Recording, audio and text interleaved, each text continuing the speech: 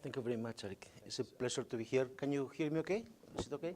I do have an accent. It's not from Kentucky, so I'll try to speak slowly, and if I go too fast, please slow me down.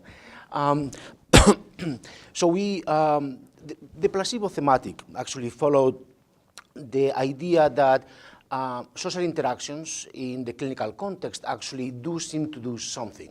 And I will tell you a little bit about the neurobiology behind this. There are no financial disclosures in the talk. So this started with the field of pain now about 30, 40 years ago. And it was observed that in post-surgical patients or in experimental pain models, such as the ischemic pain, which was used in this context a lot, when there was expectation of analgesia during an administration of a placebo in a clinical trial, this was associated with reductions in pain ratings. You would say, well, no big deal, right? I mean, pain, like mood or affective states, are subjective experiences, so this could be biases, simply, no big deal. But the interesting part about that is that this effect was actually antagonized by naloxone, which is an opioid receptor antagonist. Whether using open or hidden injections, various models. And back in 2004, in the first imaging study using fMRI and a brief pain, phasic pain model, I was shown also that a topical cream applied, which was a placebo, this was associated with reductions in the functional areas involved in the perception and representation of pain, particularly the anterior cingulate cortex, but also thalamus and insular cortex, while the anticipation of placebo was engaging cognitive areas of the brain, the dorsolateral prefrontal cortex.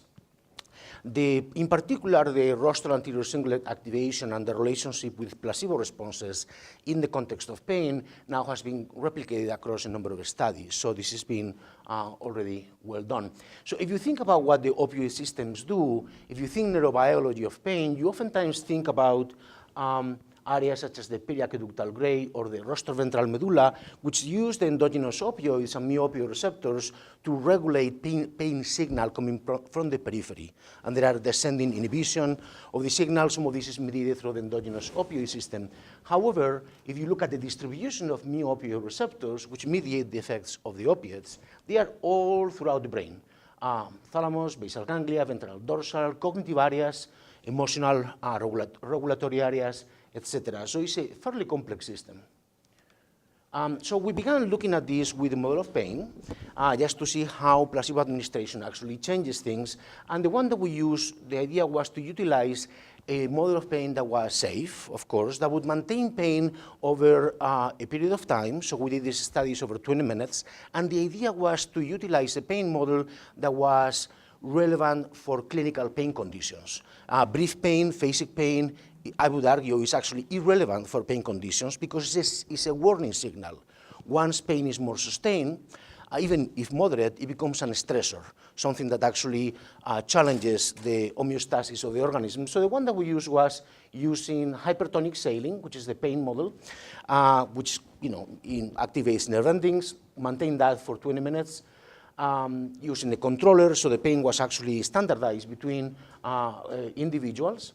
And also it had a saline control condition, which controlled for, having needles put in your masseter muscle and all these things going on around you and rating the pain, which is normal saline, which doesn't cause pain. That was the model. And then we used positron emission tomography. For those who are not familiar with this technique, is the use of radio tracers that label a particular receptor site. So the ones that we use for these studies involve carbon-11 carfentanil, which is a mu-opioid receptor radio tracer, and carbon-11 raclopride, which is a dopamine receptor tracer. And when we make these measurements at baseline, you will have the tracer in red occupying receptors, and there will be some endogenous ligand kind of floating around, and you get a signal which has to do with how much of the tracer is actually coupled with the receptors. If you were to activate the system, so you release a lot of these endogenous ligands, dopamine or endogenous opioids, for example, you will have less of the tracer being bound, more of the endogenous ligand occupying and activating receptors, and your signal goes down.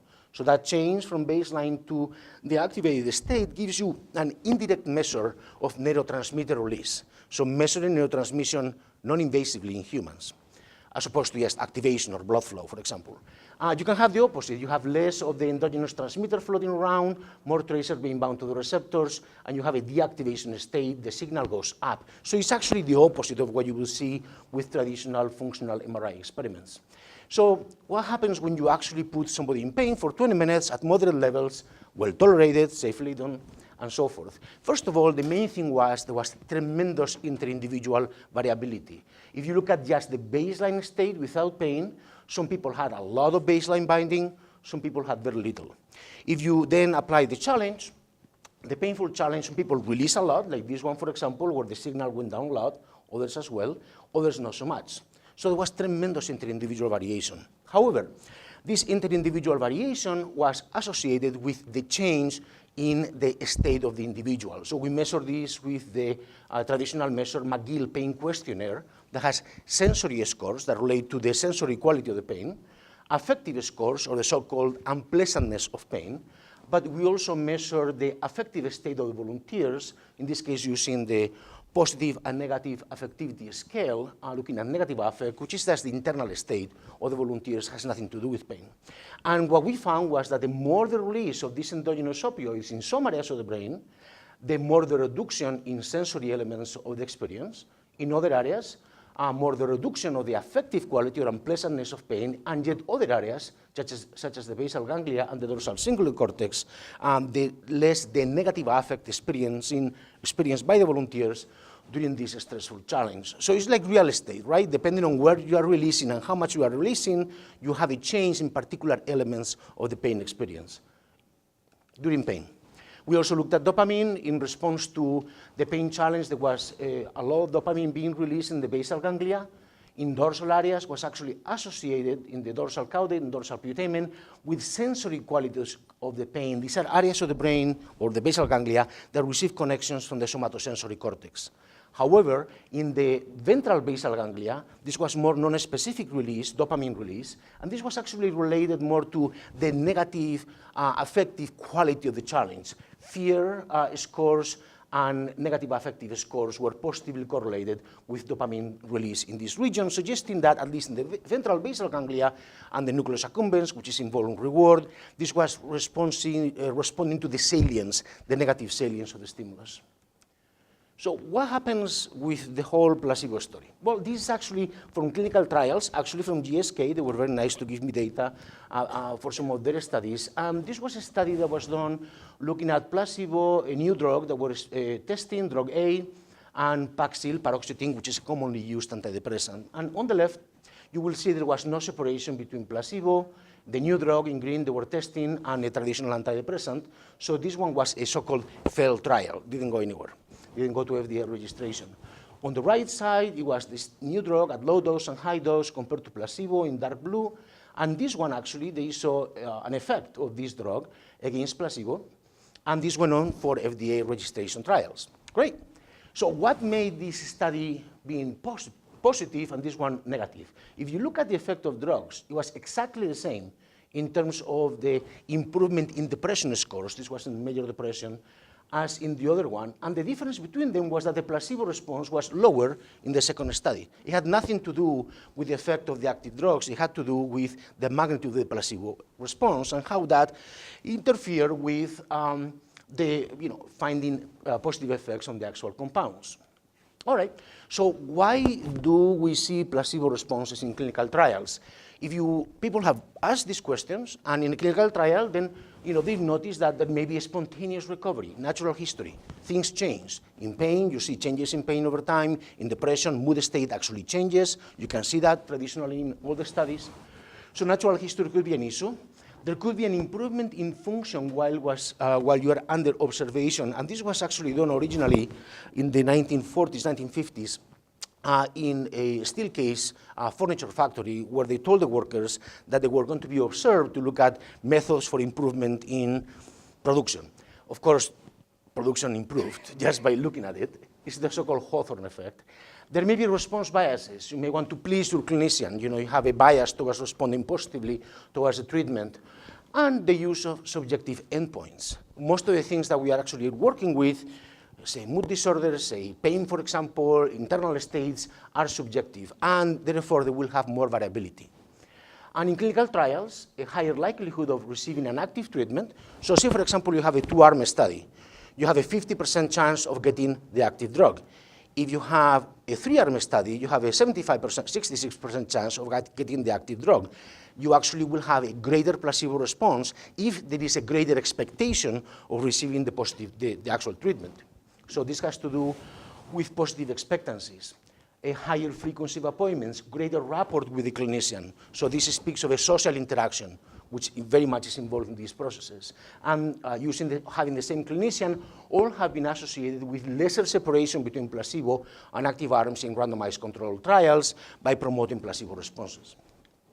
So, more than half of the studies that look at brain function, brain responses in whatever illness you want to, whether it's pain, substance abuse, they don't separate from placebo.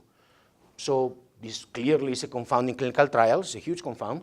But if you're getting better when I'm not giving you anything, I really want to know why. So that could be a resiliency mechanism. And the idea is, how is this affecting pathophysiology? So I'll give you some examples from the studies that we've been doing. This was actually done, again, with two tracers, one looking at mu receptors and one looking at dopamine. We basically had a pain challenge. We introduced a placebo, which was simply isotonic saline IV at the site of the subject. We measured expectancies. And we did a couple of different variations of this. But basically, what we saw was that when you introduce a placebo and there is expectation of analgesia, when you do that, there is activation of endogenous opioid neurotransmission, activating mu receptors in areas such as the periaqueductal gray, a critical area for pain control, orbitofrontal cortex, more decision-making, subgenual anterior cingulate, more associated with mood states, nucleus accumbens associated with reward, but also pain regulation, and the dorsal cingulate, another area involved in pain regulation. And the more the release of these endogenous opioids, the more the improvement in pain ratings, but also the more the improvement in the affective state of the volunteers, depending on the brain area that was being activated. And, And we also looked at dopamine, and yes, we also saw release of dopamine in response to placebo administration, primarily in the ventral basal ganglia, and the more the dopamine release, the more the improvement in pain. And in fact, if you look at dopamine seemed to be accounting for about 1/4 of the variance in response to placebo administration. The more dopamine you release, probably acting as a saliency signal, the more you release endogenous opioids in the nucleus accumbens, the ventral putamen, amygdala, posterior insular cortex, anterior insular cortex, anterior insular cortex, and anterior cingulate cortex, all of them areas involved in representation of mood and improvement in mood, but also pain as well. So what defines an individual a placebo responder versus a no-responder in these studies? The other thing that we also see is that in about 15 to 20% of the individuals that participate in these studies, they actually don't have a placebo response when you administer the placebo. They actually have the opposite, the nocebo. In fact, you can look at that in any booklet looking at medication side effects, and you will see the column of the placebo administration, the active drug administration, and you will see that in the column of placebo administration, there are about 15% of cases who actually have side effects from placebo administration. That's called a nocebo response. It's the opposite. So what happens in these individuals is the majority had a placebo response in green, so the pain went down from their baseline after placebo administration, but in about 15-20% in these studies, actually the pain went up, so they had a nocebo response. And so what differentiates these individuals? If you look at responders, those who had a pain reduction with placebo administration of more than 10%, that was kind of our criterion. There were individuals that were releasing more endogenous opioids and more dopamine exclusively in the ventral basal ganglia, specifically the nucleus accumbens, which is involved in reward mechanisms, but also pain control mechanisms. And the same happened with placebo responses and nocebo responders, who also release more endogenous opioids in the case of responders versus nocebo in the same areas. And in fact, what was going on is that you had a balance of release of these dopamine and endogenous opioids depending on whether you had a placebo response, analgesic response, or a nocebo, hyperalgesic response, where the placebo responders release more in green of these endogenous opioids across these brain regions, as well as dopamine, while the nocebo responders had less release. They had a deactivation. So you have a certain tone, and depending on how your brain is interpreting the situation that you are actually undergoing, you will release more doing a placebo response or release less, having a nocebo hyperalgesic response to the intervention.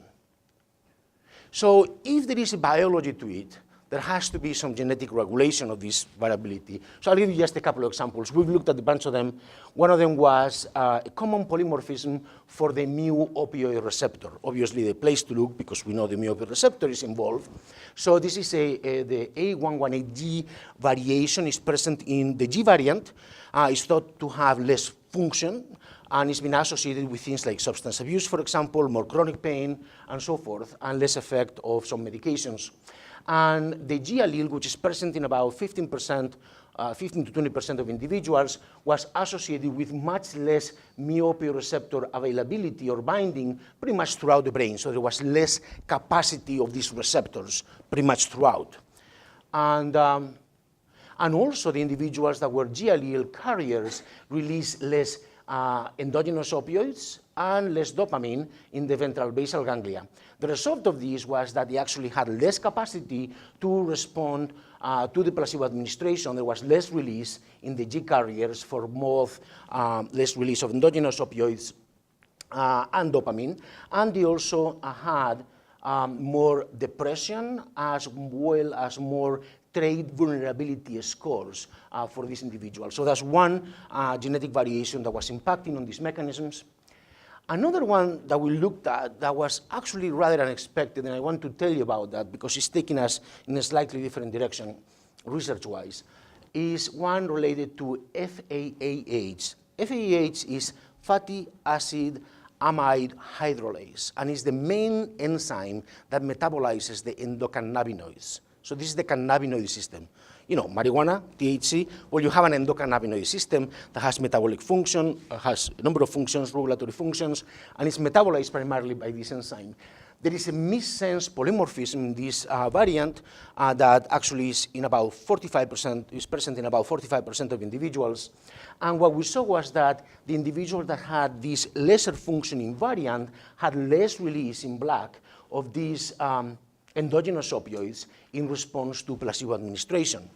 But not on dopamine, didn't do anything on dopamine, which for us was surprising because there is a long literature of endocannabinoids modulating dopamine transmission. In the context of these positive expectations associated with placebo administration, there was no effect on dopamine, there was a selective effect on endogenous opioid transmission, and it was associated with greater placebo analgesia, and both placebo-induced positive affective states. So the individuals that were more able to metabolize the endocannabinoids more appropriately had a greater placebo analgesia and positive affective state during pain, but it did not affect, which was very interesting, baseline pain psychophysics. So pain tolerance, thresholds, and so forth were actually not affected by the polymorphism. It was only in the context of the treatment, in the treatment context and placebo that this was actually happening. So then the next question we ask, are these mechanisms generalizable? So we looked at the major depression. This was an initial study. We have a second one going now in a different fashion. It's somewhat complicated, but the basic idea on this one is that you have patients with major depression, unmedicated, and you randomize them into two groups. One of them receives a placebo, and you tell them it's a placebo. Therefore, there is no expectation that this will be helpful. In the other one, you are telling them that it will be something that may actually improve their mood state, which actually is true. So there is no, but it was the same placebo. So and then you randomize them back, so the same people then crossed over to the other arm of the study. And then, so we treated them for 1 week, and then in the scanner we gave them IV isotonic saline, IV placebo, to look at the response of these systems in response to the activation, the placebo-induced activation of endogenous opioids and dopamine transmission. And then after we finished all this, we did the washout, and then we started open-label antidepressant treatment for 10 weeks. So the idea was to look at, well, these things, the systems are activated in pain, they seem to be mediating placebo analgesia, do they mediate placebo antidepressant effects? And to make a fairly long story short, the answer is yes. So First of all, when we introduce the placebo, so basically we compare the activity of the system when the placebo was inactive versus when the placebo was active. And it was, those were introduced for a week each. And there was evidence of release of endogenous opioids in response to placebo administration when it was thought to be active compared to inactive. And this was correlated positively with the improvement in mood that was experienced with the placebo administration. Make sense? And then we also looked at how this contributed to antidepressant response. So we saw release of, and by the way, the areas where we're seeing this release of endogenous opioids are the subgenual anterior cingulate, the nucleus accumbens, the amygdala, medial thalamus, all of them areas centrally implicated in the pathophysiology of major depression and stress regulation. So these systems are dysregulated in major depression. So when we then compare the release of these endogenous opioids in response to placebo administration with antidepressant response after 10 weeks, there was a heavy positive relationship between the capacity to activate these internal resiliency stress reduction mechanisms, the endogenous opioid system and opioid receptors, and the capacity to respond to antidepressants, accounting for 43% of the variance, which is humongous. So 43% of the variance in response to placebo of responses to placebo to antidepressant were accounted for by the capacity to activate these endogenous systems in response to, in this case, an inactive drug, placebo, again in the same areas, subgenual anterior cingulate, accumbens, insular cortex, amygdala hippocampal region, and medial thalamus, again, all areas involving emotion regulation, stress reduction. And in fact, when you look at the data, overall remission rates for these patients were actually higher in the placebo responder group versus the non-responders. So if you look at actually the data over the 10 weeks of active antidepressant administration, by the second week there was a separation with those individuals that were initially placebo responders actually responding overall better to antidepressant administration, while it was not the case for the placebo non-responders. And placebo responders, in fact, showed much greater improvement in depression scores, symptom scores, over the 10-week antidepressant trial. So that's all I want to tell you. So introducing a little bit of these themes of placebo, internal resiliency mechanisms, and the idea that we can probably attempt to harness them, and so forth. So basically what I told you was that both opioid and dopamine systems appear involved in the formation of placebo and treatment responses, potentially across pathologies. We looked at this in pain. Other people have looked at Parkinson's disease for dopamine, and now in the last study in major depression. We see that, at least in the ventral striatum, in the nucleus accumbens, dopamine seems to respond to the saliency of the stimulus, while a distributed system of endogenous opioid and opioid receptors appear to be the effectors of placebo analgesic and antidepressant effects in humans. We are also tracing some of this interindividual variation in placebo responders to common genetic polymorphisms. We've also looked at trait measures. I didn't get into that because I didn't want to go too long in the talk. And this actually is relevant, not only for clinical trials, because it's a confound, but also for the understanding of mechanisms related to vulnerability and resiliency to disease, including treatment responses. So where do we go from here with all this work? So we are going to be looking at these mechanisms in the context of opioid dependence and misuse. That's ongoing. We are also asking questions such as, does the integrity of these systems, these stress regulatory systems, influence response to antidepressant treatments? We saw how a polymorphism in the main enzyme that metabolizes the endocannabinoids affects these. So we're actually looking at CB1 receptors, which are the main mediators of endocannabinoid action in the human brain, are mediating some of these effects. So we're looking at that now. We are also asking the question, what is the interaction between placebo-responsive mechanisms and antidepressant effects? So you have an antidepressant, you have a placebo mechanism. Are they interacting with each other? Do the antidepressants enhance placebo responses? Is it the opposite? So we are looking at whether this is an additive effect or is interactive. And there is some suggestion that it may be interactive, at least in some cases. So one would enhance the other. Would placebo responses maybe would imply a greater response to non-interventional approaches. So when you talk about placebos, you are talking about an interaction, an interchange between the patient and the treating clinician, literally. So it's a social interaction, it's a social element that is very important for these processes. Does this mean that psychotherapies are more indicated in individuals who have more intact internal resiliency mechanisms as measured by these processes? And another thing we are looking at is biomarkers. So would biomarkers link, for example, to the response of the endogenous opioid system in response to placebo administration or otherwise would allow stratification in clinical trials? And so far looks like inflammatory, endocrine, and genetic factors actually seem to be affecting these mechanisms. So those are some of the areas we're looking at. Of course, acknowledge our team, which is now here at the University of Utah. This is from Michigan, actually. And thank you very much for your attention. Oh, sorry. Thank you.